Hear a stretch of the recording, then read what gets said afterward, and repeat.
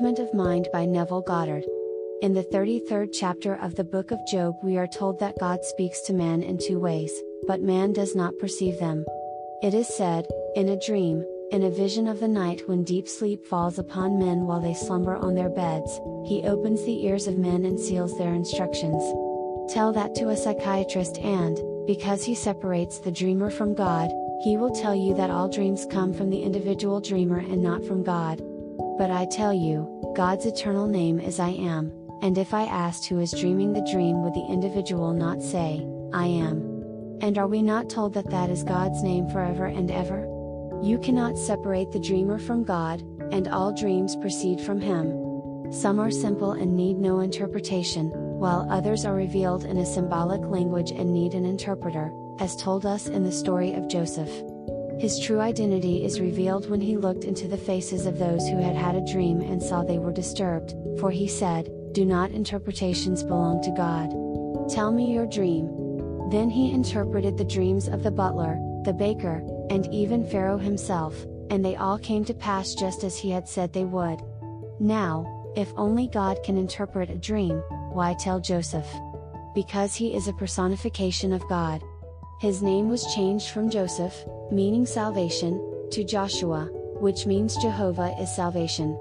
Now back in 1954, I awoke from a dream hearing these words, "You do not move in waking any more than you move on your bed in sleep."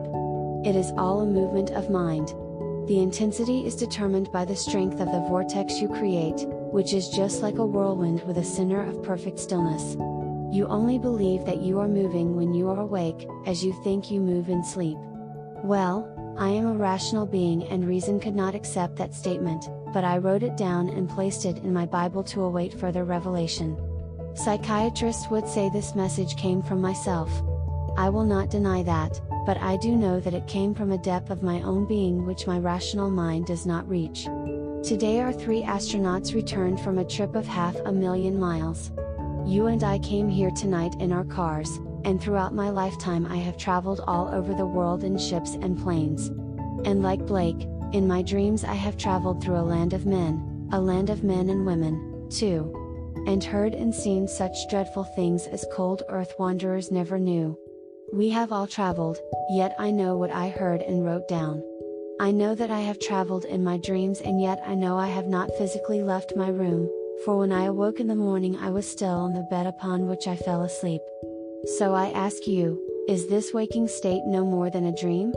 Is there a dreamer in the depths of my being who looks upon this world as a dream, just as I who, having gone to a little lower of the dream at night, awake to find I haven't left my bed at dawn?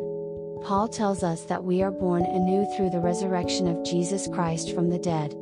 I remember that night, for I felt myself waking from a deep, deep sleep, feeling a vibration which, although centered in my head, it seemed to be coming from without. Then I awoke within the sepulchre, the skull, in which I was buried, to come out to find all of the symbolism of the Christian mystery surrounding me. I saw the infant wrapped in swaddling clothes and the 3 witnesses to the event. Although unseen, as I was spirit, the witnesses spoke of me as the father of the child, the sign that my Savior was born, fulfilling Scripture, "This shall be a sign unto you, you shall find a child wrapped in swaddling clothes, lying in a manger." That night I awoke from a far deeper level of my being to find the symbolism of my waking from the dream of life, just as day after day I wake from the dream of the night. So, could it be that the revelation I heard back in 1954 is literally true? Reason questions it, reason doubts it, and reason rejects it. So if the vision is true, then reason is rejecting Jesus Christ, for Jesus Christ defines himself as the truth, saying, "I am the truth." If the revelation is true, and reason rejects it, is not reason Satan, the doubting one? This statement cannot be logically proved. Its truth must be experienced. I had completely forgotten it until I discovered my note today while looking in my interpreter's Bible, and there it was, the note I wrote on the 28th day of November 1954, "You do not move in waking any more than you move on your bed in sleep." It is all a movement of mind. The intensity is determined by the strength of the vortex you create, which is just like a whirlwind with a center of perfect stillness. You only believe that you are moving when you are awake, as you think you move in sleep. Scripture speaks of two ages, this age of darkness and decay, and that age of light and eternal life. This age is one of motion and violence, turbulence and storms, as the dreamer in men is sound asleep and does not know that he is God. In the 44th Psalm, however, he is urged to rouse thyself. Why sleepest thou, O Lord? Awake! Do not cast us off forever. While occupying his dream, God has the sensation of travel, motion and violence, but when he awakes he will find himself in the sepulchre, the skull of man, where he deliberately laid himself down to sleep and was buried. God crucified himself on the cross of man and is dreaming this dream of life so that man may become God. Now I want to clarify a few points. In the book of John this statement is made, his voice you have never heard, his form you have never seen, neither does his word abide in you because you do not believe him whom he has sent. Many of you have completely accepted the fact that I have been sent. You believe me when I tell you that I stood in the presence of the risen Lord, who embraced me and I became one with. Having been incorporated into the body of love, Almighty God sent me to tell my experience. Having accepted my words, many of you have had a sexual experience with me, in vision, and have interpreted this to be a physical experience on this level, but it is not, as this is a shadow world. Your acceptance brought about this union, yet I, the speaker, am totally unaware of it. The true story of Christ which I have brought you has now been made alive in you. It will erupt in time and your experience of Scripture will be identical to mine. The males who have completely accepted my words will not experience a sexual act, but an embrace. Wearing the body of the risen Lord, who is infinite love and with whom I am now one, you will see my face. You will be asked to name the greatest thing in the world and, as though divinely inspired, you will quote the words of Paul saying, faith, hope, and love, these three, but the greatest of these is love. I will embrace you, and you will fuse with the one body of the risen Lord, and he who is united with the Lord becomes one spirit with him. All of these are symbols, telling you that, having believed him whom he sent, you will hear his voice and see his form as his word is now abiding in you. It's a complete break with the past, as told us in the first words the risen Lord spoke in the book of Mark, repent and believe in the gospel. The gospel is the good news that man is not lost, that Scripture is not secular history, but divine history, which was plotted and planned before we came out from the Father and came into the world to enter our own creation and play all the parts. It is God who awakes in you. One man, containing all, fell into diversity as told us in the 82nd Psalm, I say, you are gods, sons of the Most High, all of you, nevertheless, you shall die like men, and fall as one man, O princes. I have quoted the Revised Standard Version in the marginal setup, which is the true translation of the Hebrew. It takes all the sons who fell, to form God the Father, so we are gathered together one by one into that same body which fell into humanity. And from humanity, God extracts himself individually because we are all so unique. No one can be duplicated or lost, because God is buried in all and God is redeeming himself. Today I watched the exciting touchdown of the astronauts who had traveled to the moon and back. Then I reread what I had written back in 1954, you do not move in waking any more than you do on your bed in sleep. Now, reason could not accept that statement. I saw the astronauts return. We have a record of their journey of 500,000 miles, yet they did not move? Well, I must confess that I have traveled in my dreams, as I am sure you have, yet we always wake on our bed in the morning, do we not? Could there be a dreamer far deeper than the one who is dreaming this seeming waking state? And when he awakes from the dream of life, would he not look upon it as you look upon the dream of the night? I know that when I awoke from within, I realized that I had been there for unnumbered centuries, dreaming violence, love, hate, concupiscence, and pain, dreaming everything to be real, just as I did in any dream. I awoke to discover that I had been in that skull for centuries, dreaming I was a man walking the earth, dying, being restored to life to die again. This I continued to do until that moment in time when I awoke in Golgotha, the sepulchre where I was buried in the beginning of time. That's my Calvary. I seem to move here.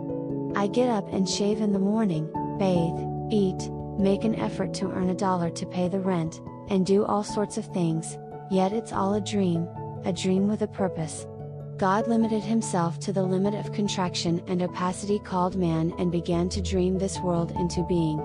Now believing himself to be you can dream noble dreams or ignoble ones. I urge you to dream noble dreams, because when you know you are the dreamer you can make all of your dreams come true. A dream is a very fluid state.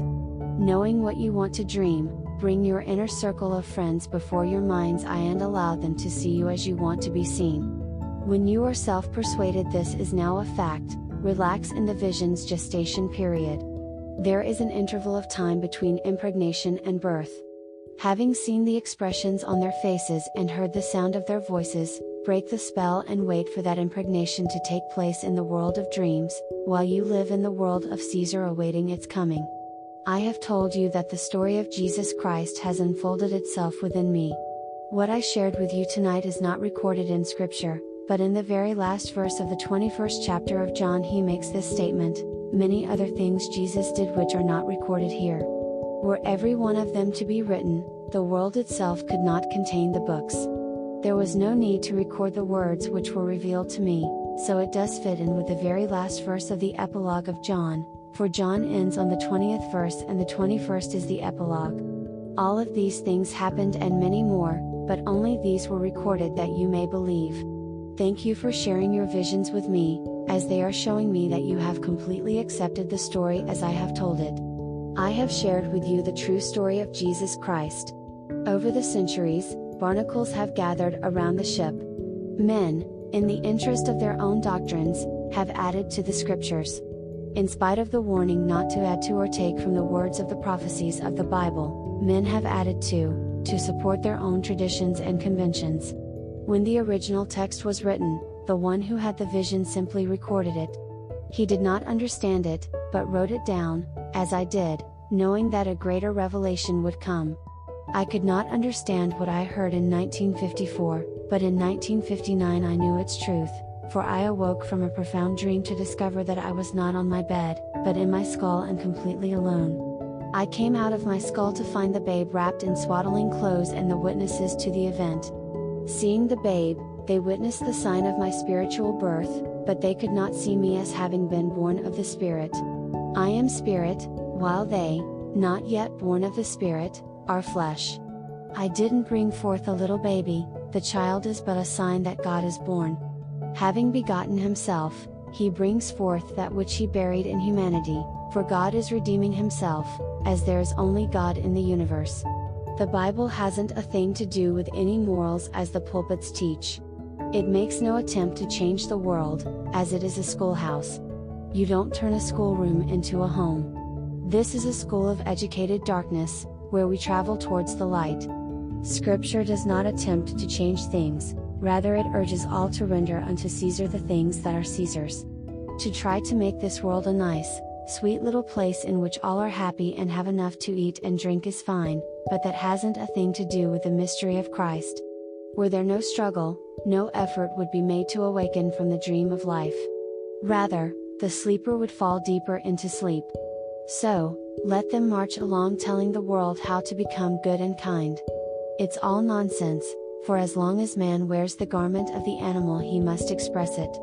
Taking from himself the heart and mind of love, God took upon himself the body, heart, and mind of the animal, as told us in the 4th chapter of Daniel. This is an animal world, but while in this world of violence Jesus Christ awakes to discover it was only a dream. Were it not that Jesus Christ was in you, you could not breathe, for your very breath is his life.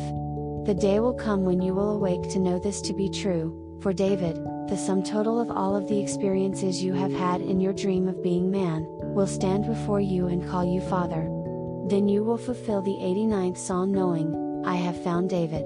He has cried unto me, Thou art my Father, my God and the rock of my salvation. Having played all the parts of man, humanity, fused into a single youth, reveals your Godhood. As the Father, you will know that your Son has always done your will, for you will have found in David, the son of Jesse, I am, one who has done all your will. You, the Father, dreamed it and you, the Son, played all the parts. And when the play is over, you awake to come out of Golgotha to be born from above. Peter tells us, we are born anew through the resurrection of Jesus Christ from the dead. While the world worships him as someone coming from without, you will find him rising from within, not as another, but as your very self, the dreamer of life. The great poet, Shelley, saw it so clearly when he said, he has awakened from the dream of life. 'Tis we who, lost in stormy visions, keep with phantoms and unprofitable strife. That's what the world is doing, fighting self-created phantoms. The world is yourself pushed out, and you are in conflict with yourself until that day when an unearthly wind possesses you and you awake in your skull with a consuming desire to get out. With your innate knowledge, you will push the base of your skull and something will move. Then you will come out just as a child comes out of the womb of a woman, but this time you are being born, not from below, but from above, from the skull of self. The word anothen is translated from above.